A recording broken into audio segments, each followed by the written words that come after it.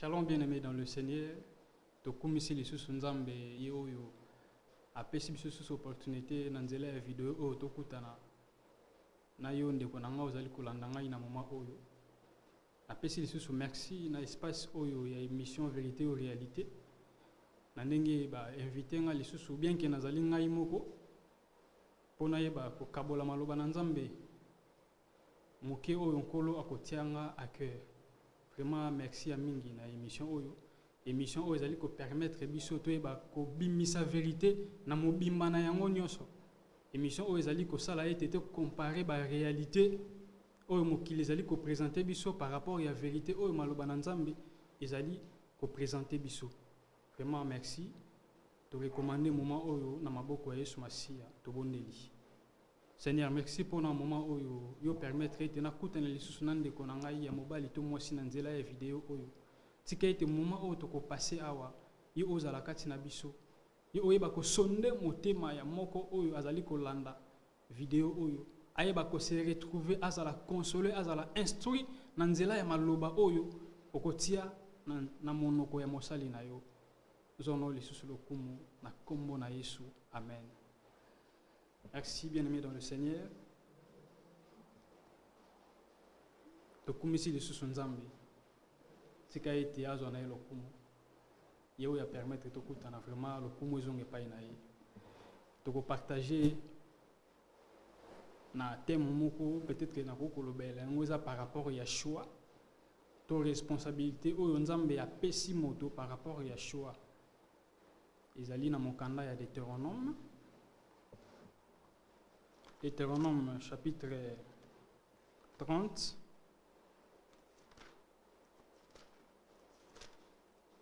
Deutéronome chapitre 30, le verset 19e. La Bible nous dit: j'apprends aujourd'hui à témoin contre vous le ciel et la terre. J'ai mis devant toi la vie et la mort, la bénédiction et la malédiction.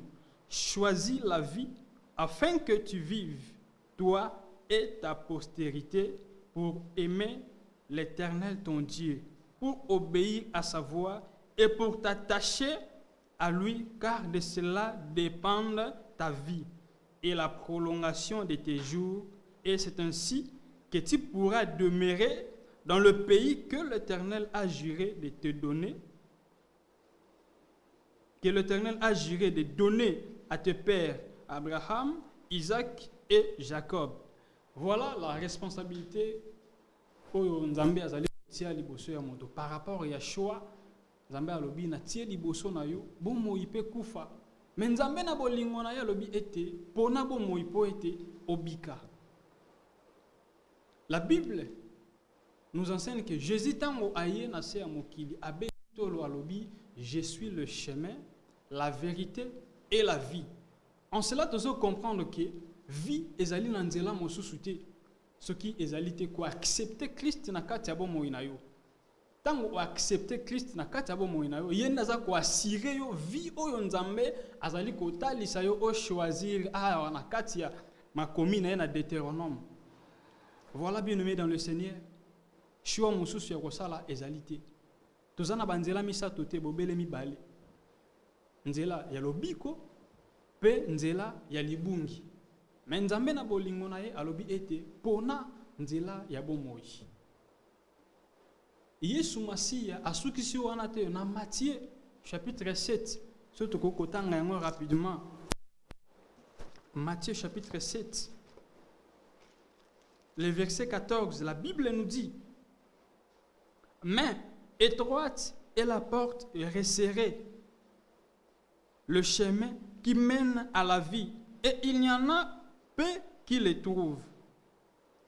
Je peux commencer à partir du verset 13. La Bible nous dit, toujours Matthieu 7, le verset 13, la Bible nous dit: entrez par la porte étroite, car large est la porte spacieuse et le chemin qui mène à la perdition. Et il y en a beaucoup qui entrent par là. Mais étroite est la porte resserrée, le chemin qui mène à la vie, et il y en a peu qui les trouvent. Yesu Masia ayeko comparer les biso banzela yango comment ezali alobi étroite, donc c'est-à-dire nzela oyo ya moke ezali nde nzela oyo ezali komema biso na bomoi. Étroite, c'est-à-dire ezali nzela moko oyo ezo nécessité te ozala na ba bagage moko boye, ozala na ba fardeau moko boye, non. Na nzela Yesu Masiya tango toye kati na ye esengeli tozala libre, tosila ko abandonner oyo nyonso ezalaki comme fardeau oyo tozalaki kotambola na yango. Et fardeau wana ezali vie na biso ya kala, masumu na biso tango toye pa ya Christ esengeli to abandonner yango, totika yango parce que nzela o biso to kolanga ezali moke ke to kokokate koleka na ba fardeau na ba mikumba na biso na ba moyi na biso ya kala. Mais à comparer lobi spacieux, c'est-à-dire nzela ya monene ezali nzela o ezali komema na libungi. Bien-aimé dans le Seigneur, esengeli to ba ko prendre conscience moto na moto azala responsable ya choix na ye. Yango moni nzambe atika moto na libre arbitre, atieli biso yango, atandeli biso yango liboso, alobi banzele ezali mibale ya bomoi pe ya kufa yo nde pona.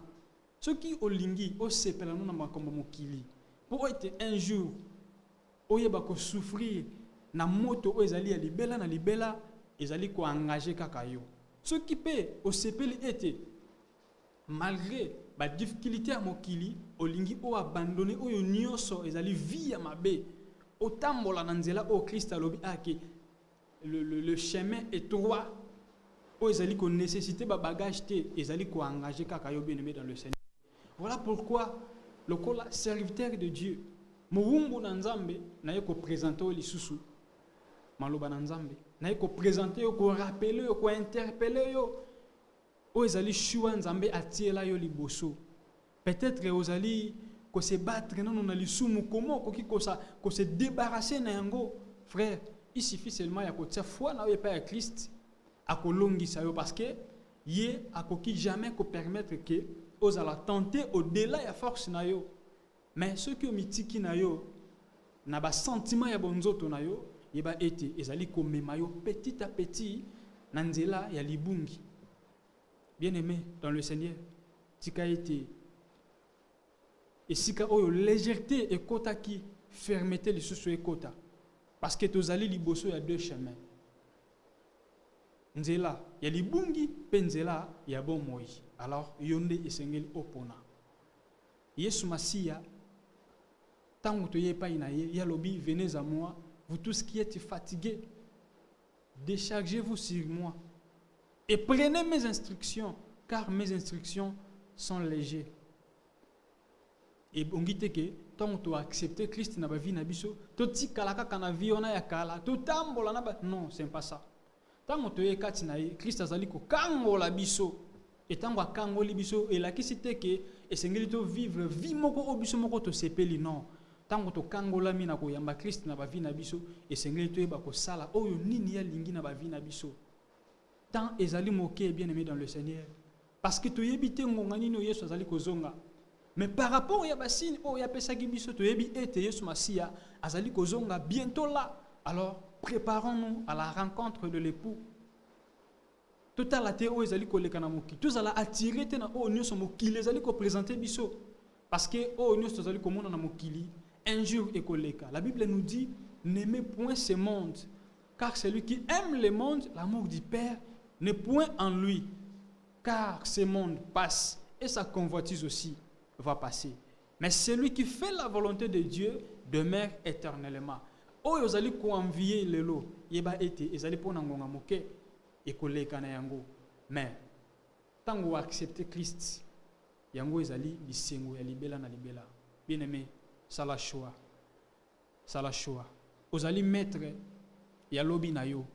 Soit na libungi, soit na bomoi parce que nangonga wana oko déclarer lisusu ke ono na yoka kite bien-aimé dès que kaka oza a contact na vidéo oyo oza lisusu ignoranté oza déjà na vérité que liboso na yo banzele zali mibale tant que na notre comité il y a toujours devant nous deux chemins à suivre. Il y a toujours le chemin de la perdition et le chemin de la vie. Alors fais les choix tant que tu es vivant parce que si nous mourons là choix ezali sous-souté. Parce que la Bible il est réservé à tout homme de mourir qu'une seule fois, après quoi vient le jugement, bien-aimé dans le Seigneur. Il est temps de faire le choix tant que nous sommes vivants. Parce que si nous mourons, c'est trop tard, bien-aimé dans le Seigneur. C'est trop tard. Alors, tout se ressaisir dans le moment où dans l'opportunité où Christ a dit que sa biso mokolo na mokolo to accepter na ba vie na biso to tikela yende akonzamite na biso to kotanga na passage moko 1 Jean chapitre 1er le verset 9. 1 Jean chapitre 1er le verset 9. La Bible nous dit: si nous confessons nos péchés, il est fidèle et juste pour nous les pardonner et pour nous purifier de toute iniquité. Voilà ce que la Bible nous dit. Si nous confessons nos péchés, il est juste et fidèle pour nous pardonner nos péchés. Tant que tu liboso na ye to yamboli oyo nyonso ya mabe to salaki to accepter na ba vie na biso azali fidèle po ete alimbisa biso et puis asokola biso na oyo nyonso wana ezalaki ya mabe etango accepter Christ na vie na oko se souvenir le suscité na makambo ya mabe osalaki parce que o confesser déjà na monoko na yo o yamboli yango déjà. Alors oyo kotikala na ezaka ka kolanda maloba na ye kino ete azonga. Le Seigneur revient bientôt. C'est vraiment une interpellation oyo nalingaki na sala na biso bana na Nzambe oto na biso oyo baye ononto yambaki Yesu te na ba vie na biso ya lobi na mokanda ya Apocalypse que je me tiens à la porte, je frappe. Si quelqu'un ouvre la porte, j'entrerai et je souperai avec lui. Il suffit seulement au fongolele motema na yo okomona ya kokota kota la masumu na yo te bien-aimé dans le Seigneur kota la bakrimo salate.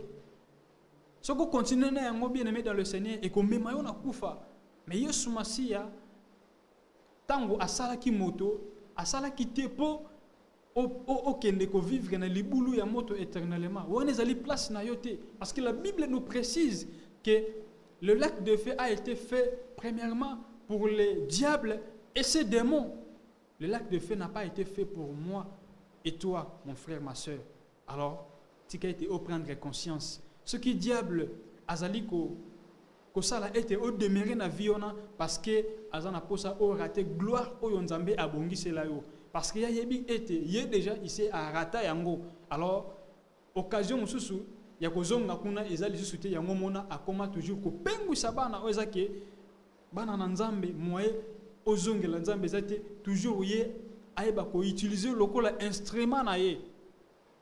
Alors tango yoki maloba na Nzambe prendre conscience yeba ete vie ozali ko mener ya mabe wana e ko memayo na kufa ya libela na place moko ya souffrance bien que le kuta na yo wana ezali ko produire yo abondance lelo oyo mais yeba ete eza ya tango moke bien que kindumba na yo wana ezali ko produire un peu abondance pour la vie na yo wana mais yeba ete ezali ya tango moke bien que kindoki na yo wana ezali ko produire bamakambo malamu na vie na osiko yeba ete ezali pona tango moke jugement ya Nzambe ezali likolo na yo bongola motema esika ezwami yo Yesu Masia azana besoin te que demeurer toujours na vie wana et aligné même pas liwa ya mutu mabe. La Bible nous dit il n'aime même pas la mort d'un méchant. Bien-aimé dans le Seigneur, et ressaisis-toi, venez à Jésus, bien-aimé dans le Seigneur. Azozela yo maboko ya kofongwama à tout le temps oyoka kamaloba na ye obetaka yango kara na ba wenze de partout obetaka yango kara. Bien-aimé dans le Seigneur, il est temps pour toi de te ressaisir, Seigneur, de donner ton cœur à Jésus. Il est temps, bien-aimé dans le Seigneur. Tika ete Nzambe apambola yo oyo ozalaki a contact na maloba oyo apambola yo lisusu lokola yo oyo accepter ya kotika lisusu Yesu Masia nde atambusa bomoi na yo. Ezali pona bolamu na yo, bien-aimé dans le Seigneur. Ezali pona bolamu na yo. Soki yo bikisami ezape lobiko pona libota na yo, bien-aimé dans le Seigneur. Ezali pe lobiko pona esika oyo fandi na quartier na yo, na commune na yo, na pays na yo, bien-aimé dans le Seigneur, kangama na Yesu Masia, yamba ye na bomoi na yo, tikela e place na motema na yo, yo ozalaki na vie ya mélange, longwa na vie ya mélange, Yesu Masia lobi, parce que tu es ni froid ni chaud, je te vomirai. Yesu Masia alingi vie ya mélange te, tikala kaka toujours na nzela moko, kozala tantôt plutôt te, parce que ozala na mbara di choix, okoyeba te nzela ni olanda, mais ngai nayi ko présenter yo nzela ya bomoi. Lokola Nzambe a précisé ki na Deutéronome, ngai pe ndeko na yo lokola na présenter yo Yesu Masia, yamba ye na bomoi na yo, tikela ye motema na yo, oko regretter te. Oko regretter te, bien-aimé dans le Seigneur, parce que derrière ko yamba Yesu Masia, ezana ba promesse oyo Yesu Masia abongisi pona bae oyo nyonso bandimi ko yamba ye na ba vie na bango. La Bible nous dit dans 2 Pierre le chapitre 3 le verset 9 que Jésus-Christ ne tarde pas pour accomplir sa promesse, mais il use de patience afin que tout le monde arrive à la repentance, bien-aimé dans le Seigneur. Si Jésus n'était pas encore revenu, c'est parce qu'alinga kiyo oyo kalisusu maloba na ye oya epai na ye.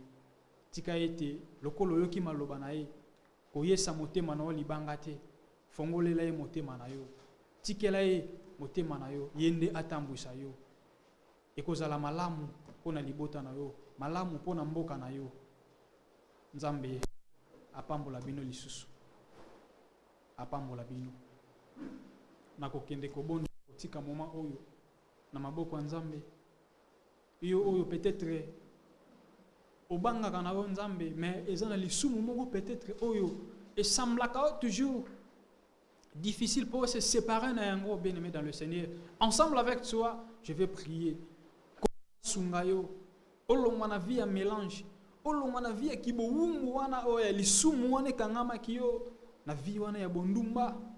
Oza ke tango osali bondumba te, ozomona lolenge musu ya ko vivre te. Bien-aimé dans le Seigneur, ce quoi accepter Christ, yemoko ako pourvoir na ba besoin na yo. Même sika oyo mona ki ete ce qui oyo ezali lokola richesse pour ngai, bien-aimé dans le Seigneur, en ce moment considérez Jésus lokola richesse na yo. Considérez Jésus lokola loko moko lokola perle moko oyo ezali ya motu ya makasi. Oyo ezaki olingi ko perdre yango lisusu te na bomoi na yo. Tika ete Yesu Masia azala nyonso pona yo. Nakeyi na kobondela. Seigneur, natiki ndeko oyo na maboko na yo. Ndeko oyo ndimiko yamba yo, oyo fongoli motema na ye, wa ayamba yo na bomoi na ye nkolo. Toyebi ete moyini azali rusé, azali toujours kolanda biso, azali toujours ko charger biso na ba makanisi belebele. Seigneur, metika ete yo osunga ndeko oyo nyonso fongoli motema na ye, po ayamba yo, po atambola na yo. Seigneur, yo ndozali makasi na biso. Pesa lisusu makasi Seigneur, esika oyo bolengu ekota kitika ete makasi ekota Seigneur, tika ete monguna azali lisusu na place te na bomoi ya baye oyo nyonso bandimi yo na mitema na bango. Kumisama na yo lisusu, kimia na yo ekita na kati ya mitema ya moko na moko oyo bandimi yo Seigneur, parce que c'est toi la vraie paix Seigneur. L'argent peut donner la paix, mais cette paix-là dépend des circonstances. Mais ta paix, Seigneur, ne dépend pas des circonstances. Que nous soyons dans le deuil, nous sommes en paix. Que nous soyons dans l'abondance, nous sommes en paix. Que nous soyons dans la disette, nous sommes en paix, Seigneur. Tika ete yo okitse lisusu kimia na yo na motema ya moko na moko oyo bandimi lisusu kotambola na yo elongo. Kimia na yo ezala na mabota na bango, kimia na yo ezala bisika oyo nyonso bango bafandi, tika ete bango pe en retour basila kotia kimia bisika oyo nyonso bango bazali. Kumisama na yo lisusu yo oyo zwa kombo eleki likolo ya bakombo nyonso. Kumisama na yo Yesu Masia. Amen. Merci, que Dieu vous bénisse dans vos maisons, partout là où vous êtes. Soyez bénis au nom de Jésus. Amen.